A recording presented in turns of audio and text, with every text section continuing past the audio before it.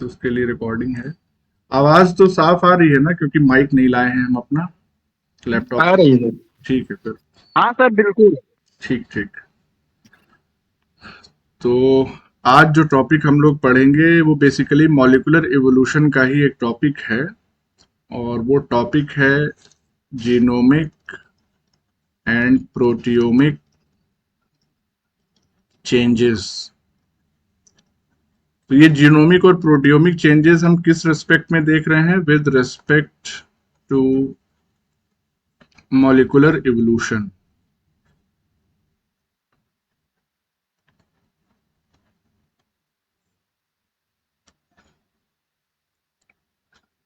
तो सुनने में जरूर टॉपिक थोड़ा सा मुश्किल लग रहा होगा, लेकिन मुश्किल बिल्कुल नहीं है, बहुत आसान टॉपिक है।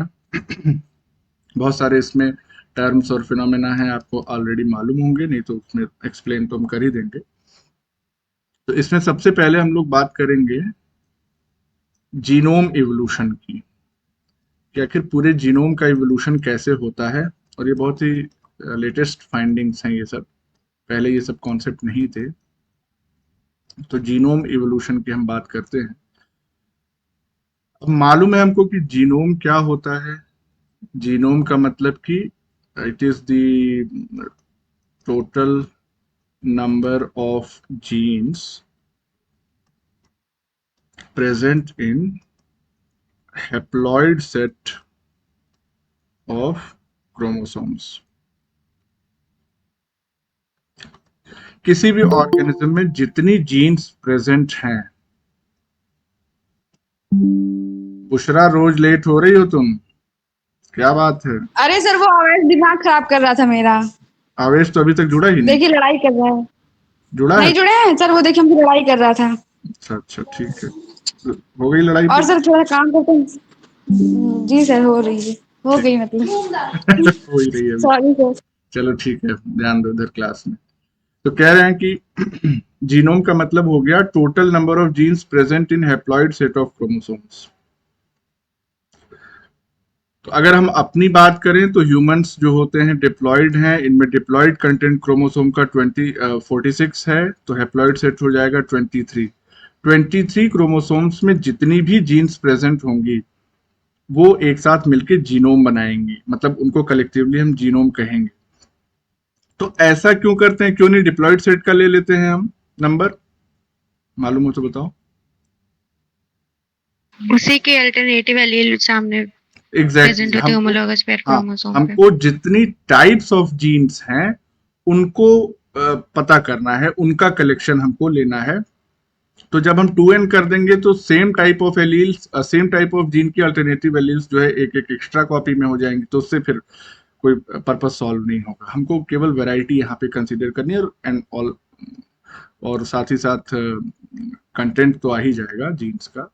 तो हमको एक एक कॉपी चाहिए सारी जीन्स की, बस इसीलिए हैप्लॉइड सेट जो है वो लेते हैं क्रोमोसोम का। तो अब जीनोम इवोल्यूशन क्या है, इसको हम कैसे डिफाइन करेंगे? तो जीनोम इवोल्यूशन जो होता है, it is a process by which a genome changes in, जाहिर सी बात है इवोल्यूशन हो रहा है तो चेंज होगा, किसमें चेंज होगा? जीनोम में चेंज होगा। किन किन पैरामीटर्स में चेंज होगा? तो genome changes in structure, genome के स्ट्रक्चर में अगर चेंज हो, स्ट्रक्चर से तात्पर्य है सीक्वेंस, या साइज ओवर टाइम। तो टाइम के साथ साथ अगर जीनोम के सीक्वेंस में चेंज हो रहा हो, या जीनोम के साइज में चेंज हो रहा हो, यानी कि नंबर ऑफ जीन्स घट रही हो या बढ़ रही हो, तो उसको हम कहेंगे जीनोम इवोल्यूशन।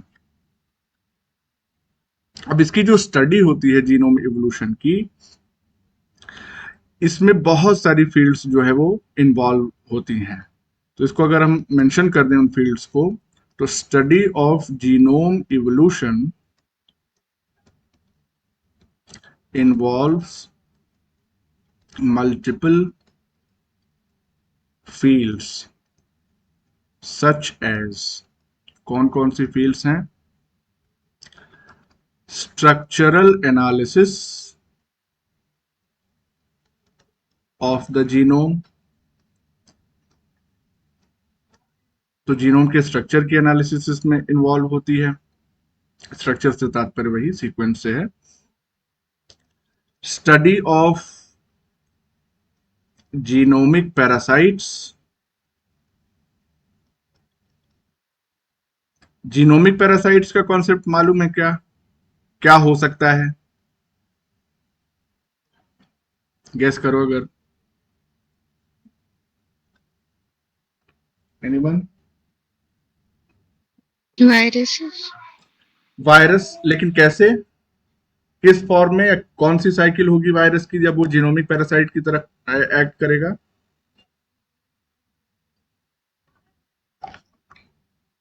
कितनी साइकिल होती है वायरस मल्टीप्लिकेशन की?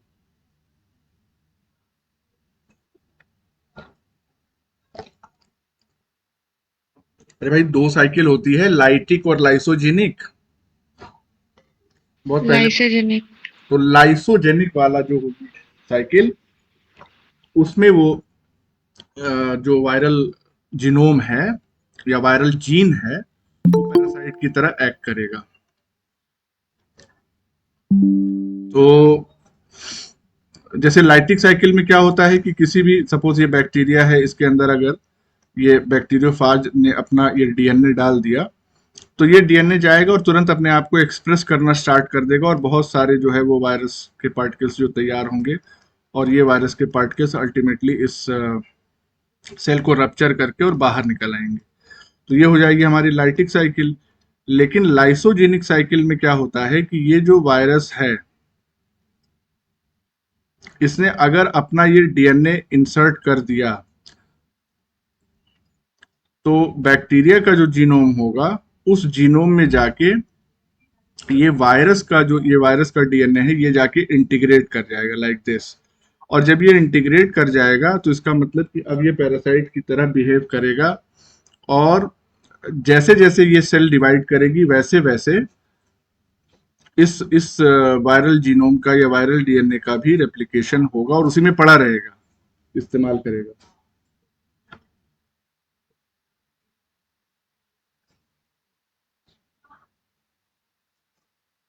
एक सेकंड, बस एक सेकंड होल्ड करो।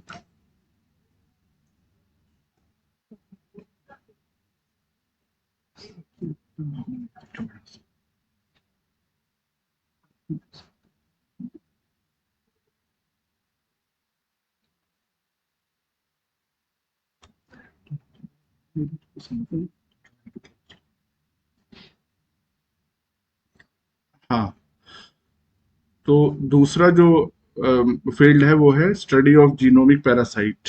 थर्ड फील्ड क्या है? Gene and ancient genome duplications. Gene and ancient genome duplications मतलब कि इसमें हम देखते हैं कि जीन की कॉपी या पूरा का पूरा जीनोम का सेट डुप्लीकेट हो रहा हो, उसकी संख्या बढ़ रही हो। फिर पॉलीप्लॉइडी। पॉलीप्लॉइडी में भी जीनोम कंटेंट जो है वो बढ़ता है। प्लांट्स में ज्यादा ऑब्जर्व होता है पॉलीप्लॉइडी, एनिमल्स में नहीं। और फाइनली कंपैरेटिव जीनोमिक्स। तो कंपैरेटिव जीनोमिक्स में हम क्या करते हैं जैसे अलग अलग ऑर्गेनिज्म हैं, उनके पूरे के पूरे जीनोम की सीक्वेंसिंग करते हैं, जिसको हम होल जीनोम सीक्वेंसिंग कहते हैं।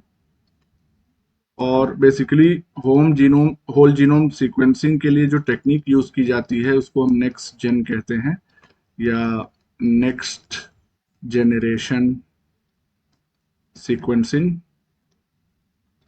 तो मान लो ये नेक्स्ट जेन हमने किया, बैक्टीरिया का कर लिया, किसी फंजाई का कर लिया, किसी प्लांट का कर लिया, किसी एनिमल का कर लिया, तो हमको इन सभी के पूरे जीनोम के सीक्वेंसेस पता चल गए।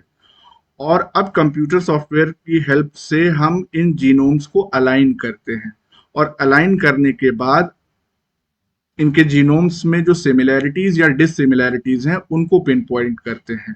तो इस पूरे प्रोसेस को हम क्या कहते हैं, इस पूरी स्टडी को कहते हैं कंपैरेटिव जीनोमिक्स, जहां पे अलग अलग ग्रुप ऑफ ऑर्गेनिज्म के जीनोम्स को कंपेयर किया जा रहा है। तो जीनोम एवोल्यूशन में ये सारी फील्ड्स जो है वो अपना रोल प्ले करती हैं। इसके बारे में थोड़ा सा और बताएंगे हम, कंपैरेटिव जीनोमिक्स जब बायोइन्फॉर्मेटिक्स वाला थोड़ा सा टच करेंगे तो जीनोम कंपेयर करने से पता क्या चलता है, यानी कि by comparing genomes, by comparing genomes of both closely related या closely related and distant ancestors, the clear differences and similarities between species begin to emerge, and also the mechanism by which genomes are able to evolve over time। ये statement कह क्या रही है, फिर से अगर इसको हम पढ़ें, by comparing genomes of both closely related and distant ancestors, जब हम क्लोजली रिलेटेड ऑर्गेनिजम्स का जीनोम कंपेयर करते हैं या जो डिस्टेंट एंसेस्टर्स हैं उनका जीनोम कंपेयर करते हैं, तो हमको उन जीनोम्स की जो डिफरेंसेस हैं या सिमिलैरिटीज हैं वो क्लियरली पता चलती हैं, और साथ ही साथ हमको उन मैकेनिज्म्स के बारे में भी पता चलता है जिसकी वजह से जीनोम्स का इवोल्यूशन होता है ओवर टाइम। तो कंपैरेटिव जीनोमिक्स बहुत लेटेस्ट ब्रांच और बहुत ही फ्रूटफुल रिजल्ट्स ये ओवर टाइम देती है। ठीक है,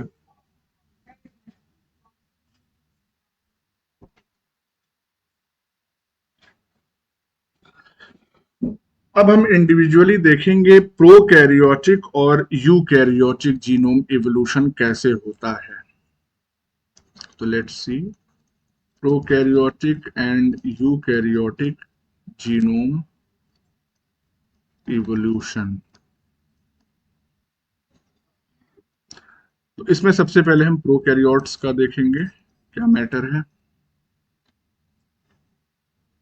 तो देखो, प्रोकैरियोट्स का जो जीनोम है उसके इवोल्यूशन की दो मेन मैकेनिज्म्स हैं। कौन कौन सी हैं वो दो मैकेनिज्म्स, यानी कि prokaryotic genomes have two main हम कह रहे हैं, इसके अलावा भी बहुत सारी मैकेनिज्म्स होती हैं वो भी हम देखेंगे, लेकिन जो दो मेन मैकेनिज्म्स हैं इवोल्यूशन की, two main mechanisms of evolution, उसमें सबसे पहला है म्यूटेशन। म्यूटेट होगा तो जाहिर सी बात है नई जीन बनेगी या पुरानी जीन का फंक्शन लॉस होगा। और दूसरा है हॉरिजॉन्टल जीन ट्रांसफर, या इसको हम कहते हैं HGT शॉर्ट में, या इसी को हम कहते हैं लेटरल जीन ट्रांसफर,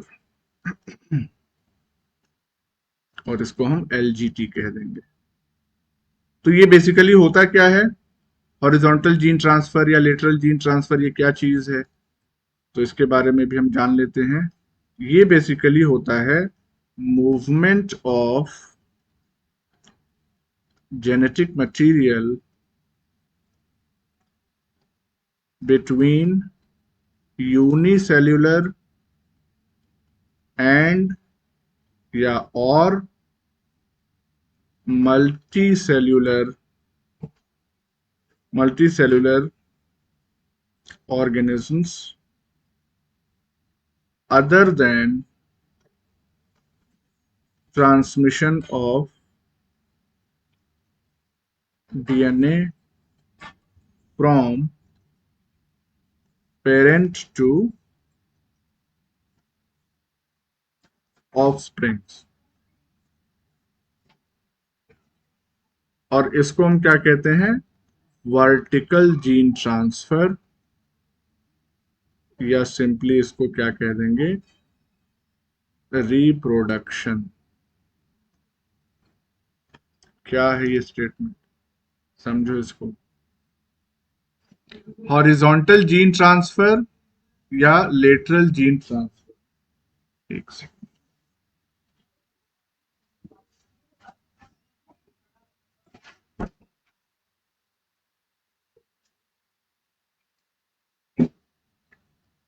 देखो जैसे कोई बैक्टीरिया है, ये प्रोकैरियोट की हम बात कर रहे हैं, तो सपोज करिए कि ये बैक्टीरिया है और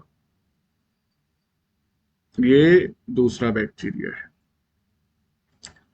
अगर इन दोनों के बीच में किसी जीन का या जेनेटिक मटेरियल का ट्रांसफर हो रहा है, जैसे ये मान लीजिए कॉन्जुगेशन की प्रोसेस हमने बताई, ये क्या बन गया, कॉन्जुगेशन ट्यूब।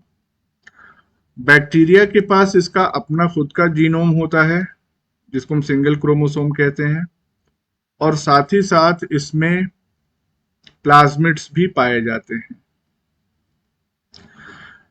तो हॉरिजॉन्टल जीन ट्रांसफर में होता क्या है कि सेम जेनरेशन के जो बैक्टीरिया हैं उनका जो डीएनए कंटेंट है वो एक्सचेंज हो रहा है। एक्सचेंज ना भी हो सकता है सिर्फ इस वाले से इधर कंटेंट चला जाए। तो सपोज करिए ये प्लाज्मिड इस कॉन्जुगेशन ट्यूब से होता हुआ चला आया दूसरे वाले बैक्टीरिया के अंदर।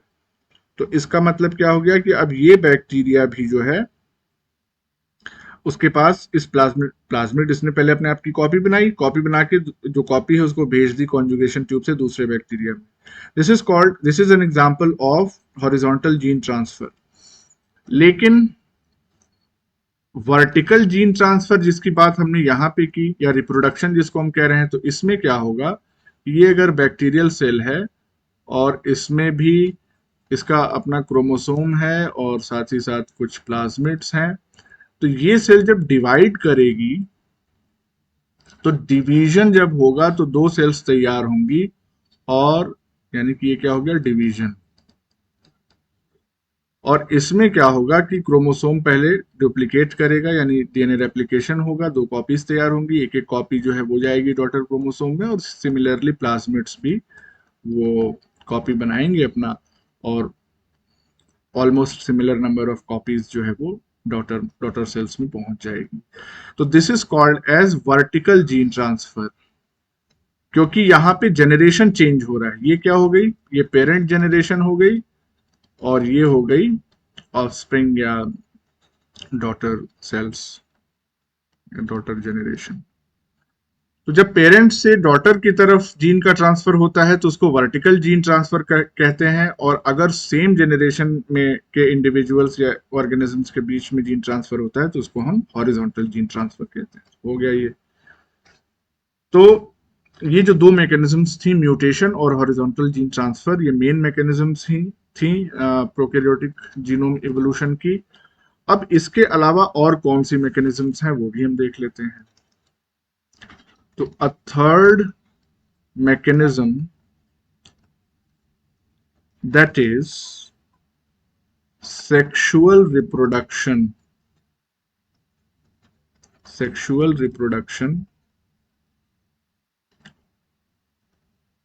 is prominent in eukaryotes and also occurs in prokaryotes, bacteria. हम तो खैर फिलहाल प्रोकैरियोट के बारे में ही पढ़ रहे हैं, लेकिन सेक्सुअल रिप्रोडक्शन जो है वो यूकैरियोट में तो बहुत ही ज्यादा प्रोमिनेंट है। ठीक है, और अब देखिए यहां पे हमने हॉरिजॉन्टल जीन ट्रांसफर का जो एग्जांपल लिया कॉन्जुगेशन वाला, वो यहां भी लागू होगा and this is also a means of sexual reproduction in bacteria. दोनों जगह वो काम होगा, क्योंकि ये जो सेक्सुअल रिप्रोडक्शन है ये पूरी प्रोसेस है, लेकिन इसकी मैकेनिज्म क्या है? Horizontal gene transfer. ये इसकी मैकेनिज्म है, इस प्रोसेस की मैकेनिज्म है। तो हम यहां पे भी कॉन्जुगेशन का एग्जांपल लेंगे, कंफ्यूज मत होइएगा। तो आप इसको थर्ड मैकेनिज्म तब कहेंगे जब सेक्सुअल रिप्रोडक्शन की बात होगी, और जो दो मेन मैकेनिज्म्स हैं उसमें तो खैर वो इन्वॉल्व हो ही रहा है in the horizontal gene transfer. Sir ये फिर समझा दीजिए, आपकी आवाज नहीं आ रही थी। आवाज नहीं आ रही है? देखो हम क्या कह रहे हैं, हमने हॉरिजॉन्टल जीन ट्रांसफर बताया कैसे होता है। सेम जनरेशन के जो इंडिविजुअल हैं उनके बीच में अगर जीन का ट्रांसफर हो रहा है तो वो हॉरिजॉन्टल जीन ट्रांसफर होगा, जिसका एक तरीका जो है वो कॉन्जुगेशन के थ्रू है। लेकिन ये कॉन्जुगेशन एक्चुअली बैक्टीरिया में सेक्सुअल रिप्रोडक्शन का एक तरीका माना गया है। क्यों माना गया है ये भी जान लो, क्योंकि सेक्सुअल रिप्रोडक्शन की जो प्रोसेस होती है उसमें जो मतलब जिस वजह से जिस जिस चीज के लिए सेक्सुअल रिप्रोडक्शन होता है वो कारण क्या है, क्यों सेक्सुअल रिप्रोडक्शन होता है, उसका सबसे बड़ा बेनिफिट क्या है सेक्सुअल रिप्रोडक्शन का? Recombination. Very good, recombination of genes. यही मेन पर्पस है, मेन मकसद है। तो रिकॉम्बिनेशन ऑफ जीन को एज ए कॉन्टेक्स्ट जब हम लेके चल रहे हैं तो कॉन्जुगेशन को एग्जांपल हम लेंगे, क्योंकि यहां पे देखो नई जीन्स इस वाले बैक्टीरिया के पास पहुंच रही है जो पहले इसके पास मौजूद नहीं थी। और ये तो सिर्फ मैंने प्लाज्मिड का ट्रांसफर दिखाया है, यहाँ क्रोमोसोम का भी एक छोटा सा हिस्सा जो है वो इस कॉन्जुगेशन ट्यूब से होता हुआ इस सेल तक पहुंचता है और वो इंटीग्रेट कर जाता है इसके जीनोम में। तो sexual reproduction as a means of genetic recombination जब हम लेंगे तो एग्जांपल देंगे कॉन्जुगेशन। जब उसके मैकेनिज्म की बात करेंगे कि एक्चुअली में किस मैकेनिज्म से हो रहा है तो वो मैकेनिज्म है हॉरिजॉन्टल जीन ट्रांसफर, तो उसका भी एग्जांपल हमको कॉन्जुगेशन लेना पड़ेगा। इसलिए इसमें कंफ्यूज मत होइएगा, ये प्रोसेस है और वो उसकी मैकेनिज्म है इस प्रोसेस की। तो यहाँ कॉन्जुगेशन के अगर एक आध पॉइंट हम और नोट कर लें तो वो ये हो जाएगा कि कॉन्जुगेशन में दोनों चीजें यानी कि plasmid and whole chromosomes, whole chromosomes या part of chromosomes can pass between organisms। जैसे कि एग्जांपल अगर आपको हम दें यहां पे, for example transfer of antibiotic resistance using plasmid DNA. तो मान लीजिए जो हमने यहाँ पे डायग्राम बनाया इसमें ये जो प्लाज्मिड ट्रांसफर हमने दिखाया है, तो अगर इस प्लाज्मिड के पास कोई एंटीबायोटिक रेजिस्टेंस जीन मौजूद रही हो, ये है दिस इज एबीआर जीन यानी कि एंटीबायोटिक रेजिस्टेंस जीन, तो ये जीन जो है अब इस सेल के पास भी पहुंच गई।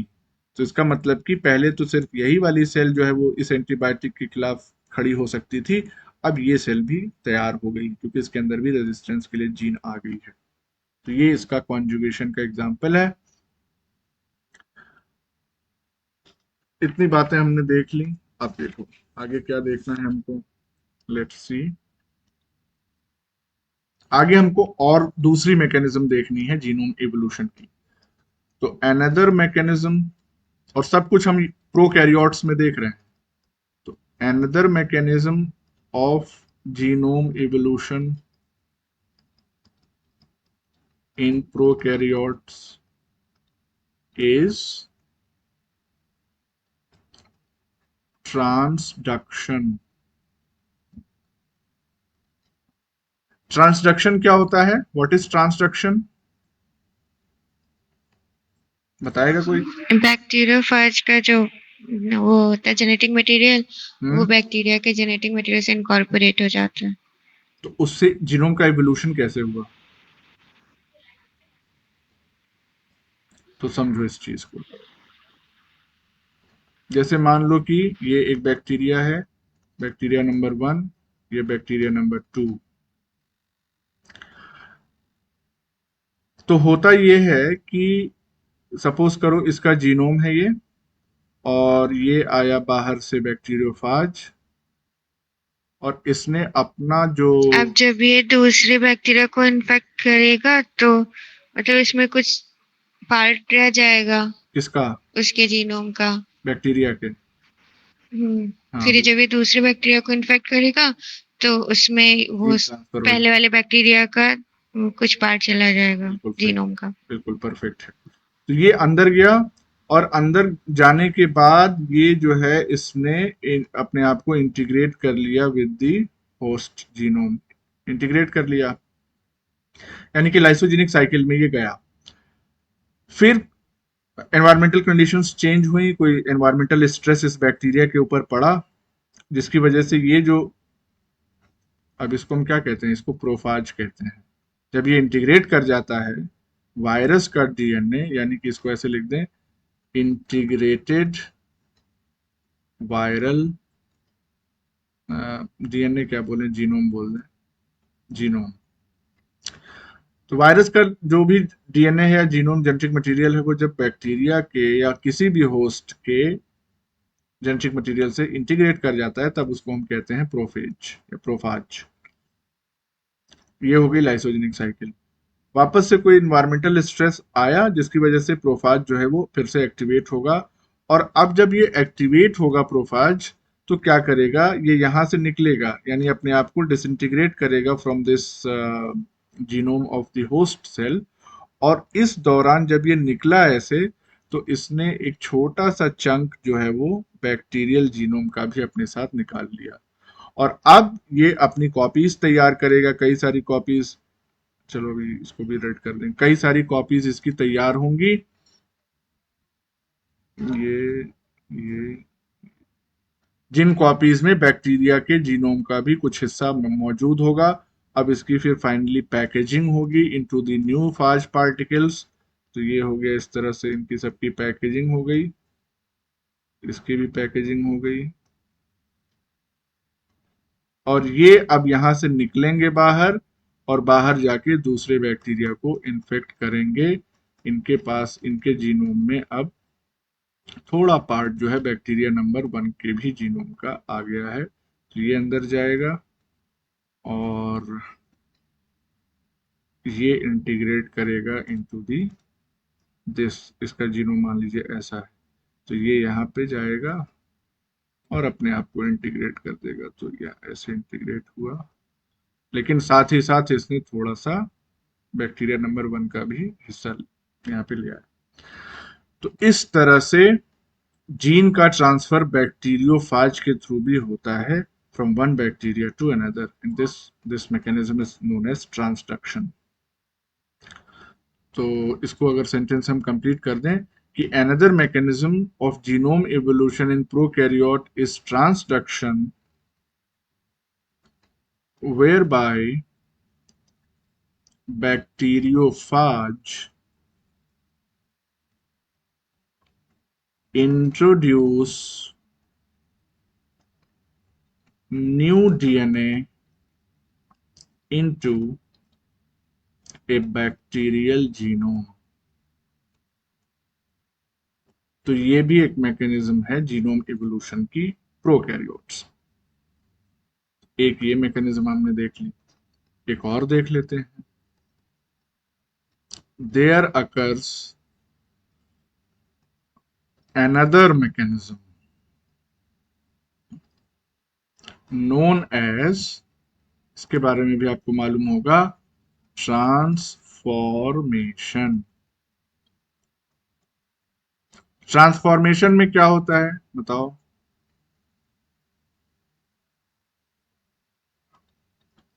नहीं मालूम। इन विच ट्रांसफर ऑफ, अगर मीडियम में बस अगर बस बस बस बस बस बिल्कुल ठीक है, आप ही बता दीजिए। नहीं, बिल्कुल सही है भाई, इसीलिए तो आगे बोलने की जरूरत ही नहीं, कीवर्ड तुमने बता दिया, मीडियम। तो transformation in which transfer of DNA from one cell to another occurs through medium। जैसे यहाँ पे ये मीडियम है और इसमें एक सेल ये बैक्टीरिया की मौजूद है और इसका डीएनए, सपोज इसका छोटा सा टुकड़ा जो है वो ऐसे निकल आया मीडियम, या नहीं निकल आया, इस मीडियम में ऑलरेडी डीएनए जो है वो फ्री डीएनए इन मीडियम ये मौजूद है। ये फ्री डीएनए जो है ये एंटर कर जाएगा इनटू दिस सेल और जाकर के इंटीग्रेट कर जाएगा into the genome of the bacterial cell.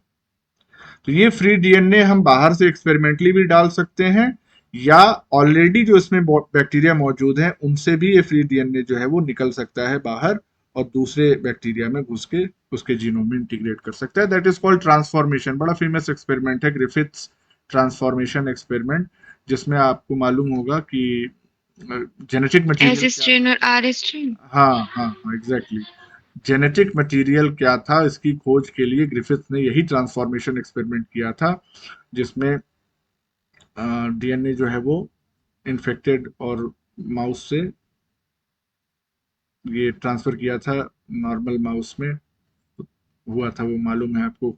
डिप्लोकॉकस pneumoniae एक बैक्टीरिया होता है और उसी बैक्टीरिया में दो स्ट्रेन होते हैं, जो एस और आर स्ट्रेन। एस वाला स्ट्रेन जो होता है वो इन्फेक्टिव होता है, आर वाला जो है वो कोई नुकसान नहीं पहुंचाता।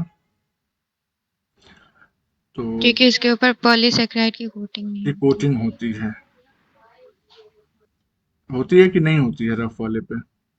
रफ पे नहीं होती है, वो स्मूथ और रफ, इसीलिए तो एस स्ट्रेन और आर स्ट्रेन बोला हाँ, जाता है। एस वाला एस स्ट्रेन वायरुलेंट होता है क्योंकि उसके ऊपर पॉलीसेकेराइड की कोटिंग होती है। कोटिंग होती है, हाँ। तो आप लोग उसको एक बार देख लीजिएगा, वैसे बहुत रिक्वायर्ड नहीं है, बस इतना जानिए कि ट्रांसफॉर्मेशन में जेनेटिक मटेरियल का एक्सचेंज जो होता है वो मीडियम के थ्रू होता है।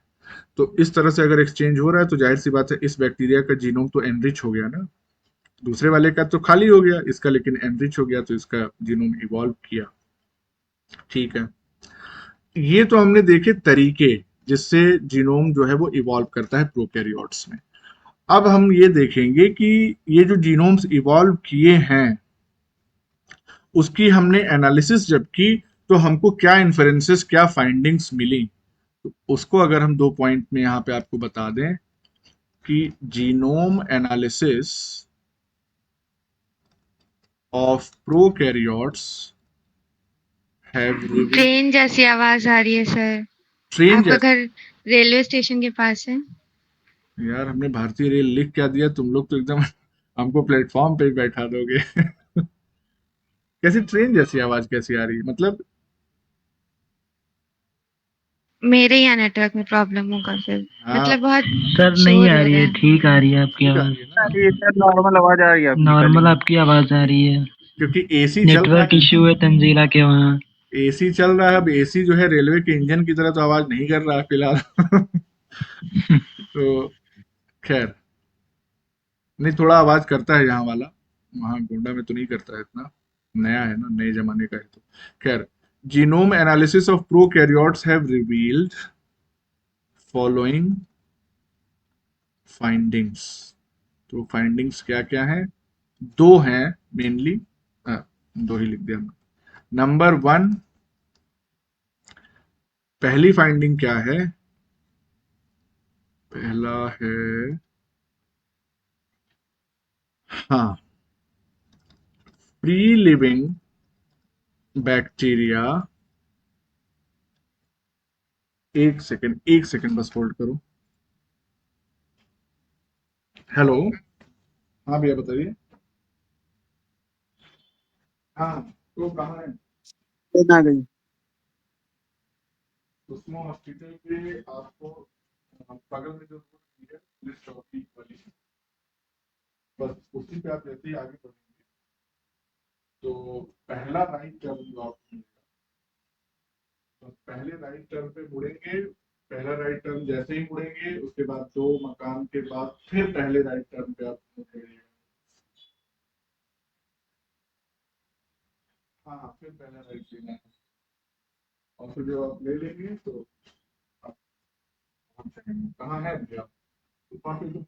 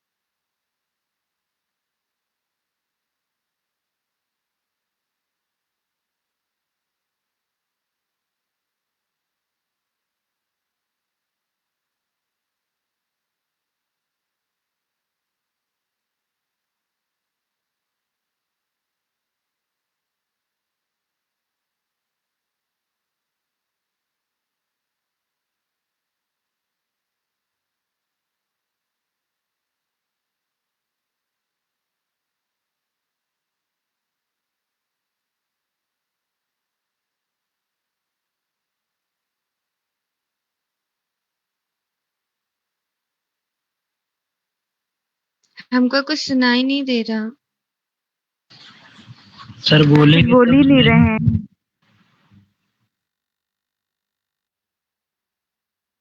क्या? फिर से बोलो। सर नहीं बोल रहे हैं कुछ, सर कुछ चुप हैं, म्यूट करके चले गए हैं।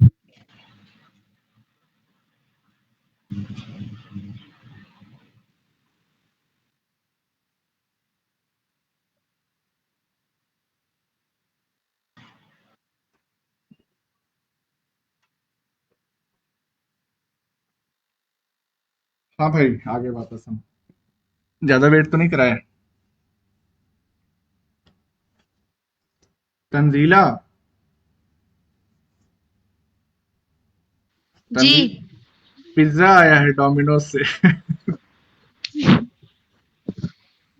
बताना नहीं चाहिए। हमको मत बताइए वरना पेट दर्द होगा। हाँ, पेट दर्द होगा अब हमारा। हम तो खाएंगे ही नहीं, तो जिसका होना है उसका होगा। हम नहीं खाते पिज्जा। खैर चलो। अरे पहला तो कंप्लीट ही नहीं हुआ अभी। हाँ, तो इसमें हम क्या बता रहे थे? First point, free living bacteria have evolved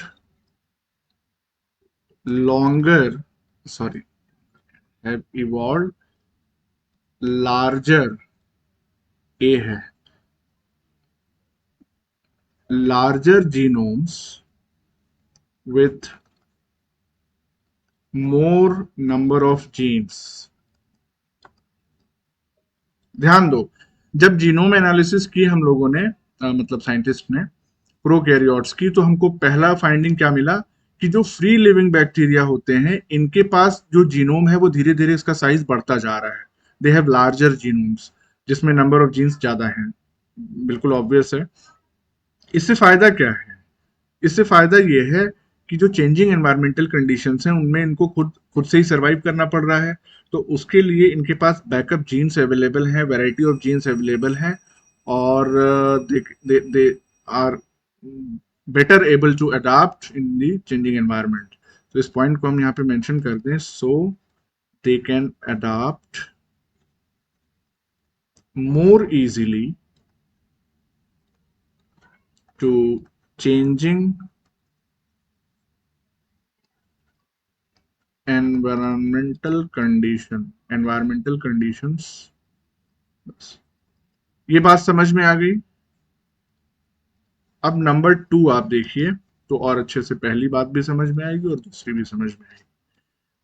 number 2, दूसरी फाइंडिंग क्या है कि most parasitic bacteria have reduced genomes. तो फ्री लिविंग बैक्टीरिया में जो जीनोम था वो बढ़ रहा था, जबकि पैरासिटिक बैक्टीरिया में की एनालिसिस जब की गई तो उनमें पाया गया कि उनका जीनोम साइज घट रहा है। क्यों? As their hosts supply most of the nutrients so that their genomes do not need to encode for enzymes that produce these nutrients. समझ में आया? क्योंकि पैरासिटिक बैक्टीरिया अपने होस्ट पे डिपेंड कर रहा है, उसका होस्ट ही सारे न्यूट्रिएंट्स की सप्लाई, मतलब मोस्ट ऑफ द न्यूट्रिएंट्स की सप्लाई कर दे रहा है, तो इनको वो जहमत उठानी ही नहीं है कि अपने न्यूट्रिएंट्स के लिए एंजाइम्स को कोड करो। तो जब उन एंजाइम्स को कोड ही नहीं करना है तो वो जीन्स जो है वो धीरे धीरे गायब होती चली गई, इसीलिए इनका जीनोम साइज भी घटता चला गया। अब एक कंफ्यूजिंग बात हम आपको बताने जा रहे हैं और उस पर ध्यान दीजिएगा। E. coli largely contains only exons in genes. However, it does contain a small amount of self-splicing introns. हम कहते थे आज तक कि बैक्टीरिया या प्रोकैरियोट्स में इंट्रॉन्स नहीं पाए जाते हैं, लेकिन रीसेंट फाइंडिंग ने ये बताया है और ये जीनोम एनालिसिस से ही पता चला है कि सेल्फ स्प्लाइसिंग इंट्रॉन्स जो है वो ई कोलाई में भी पाए गए हैं। सेल्फ स्प्लाइसिंग का मतलब क्या हो गया कि यहाँ पे अलग से स्प्लाइसियोसोम की जरूरत नहीं है प्रोसेसिंग के लिए, खुद से ही ये रिमूव हो जाते हैं एट अ पर्टिकुलर स्टेज। तो अगर कोई कहे कि बिल्कुल कि गंगा में खड़े होके कसम खाओ कि प्रोकैरियोट में इंट्रॉन नहीं होता, तो कह देना नहीं, हम नहीं खा सकते क्योंकि प्रोकैरियोट में होता है। तो ये बात आपको समझ में आ गई। और लास्ट में हम आपको बता दे रहे हैं यूकैरियोट्स के बारे में। हमने अभी तक जितना भी बताया जीनोम इवोल्यूशन वो प्रोकैरियोट्स के बारे में था मैकेनिज्म। यूकैरियोट्स के बारे में अब बात करते हैं। यूकैरियोट्स में बहुत छोटा सा है, एक लाइन का है। क्यों? क्योंकि यहाँ पे जो मेन मैकेनिज्म है यूकैरियोट में जीनोम इवोल्यूशन की, वो क्या हो सकती है? गेस करो।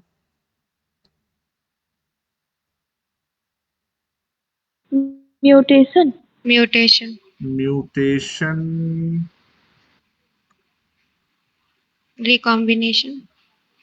रिकॉम्बिनेशन किस प्रोसेस में होता है? क्रॉसिंग ओवर किस प्रोसेस में होता है? पूरी बड़ी मियोसिस कब होता है?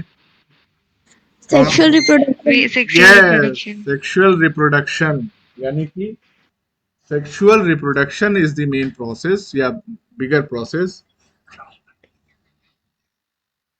तो सेक्सुअल रिप्रोडक्शन वो प्रोसेस है जो यहाँ पे मेनली जीनोम इवोल्यूशन के लिए रिस्पॉन्सिबल। तो बहुत छोटी सी लाइन इसमें लिखनी है कि eukaryotic genomes evolve over time through, अब मेन की हम बात कर रहे थे, उसके अलावा तो इसमें भी वो सारी मैकेनिज्म्स होंगी। तो through many mechanisms including sexual reproduction, which introduces much greater genetic diversity to the offsprings than the usual prokaryotic process of reproduction, जो कि कौन सी होती है? Asexual reproduction. प्रोकैरियोट की यूजुअल प्रोसेस जो रिप्रोडक्शन की वो क्या है? Asexual reproduction. लेकिन यूकैरियोट में जो यूजुअल प्रोसेस है वो सेक्सुअल रिप्रोडक्शन है। तो जेनेटिक डाइवर्सिटी बहुत ज्यादा हमको हर जनरेशन में देखने के लिए मिलती है। तो आज के लिए इतना ही।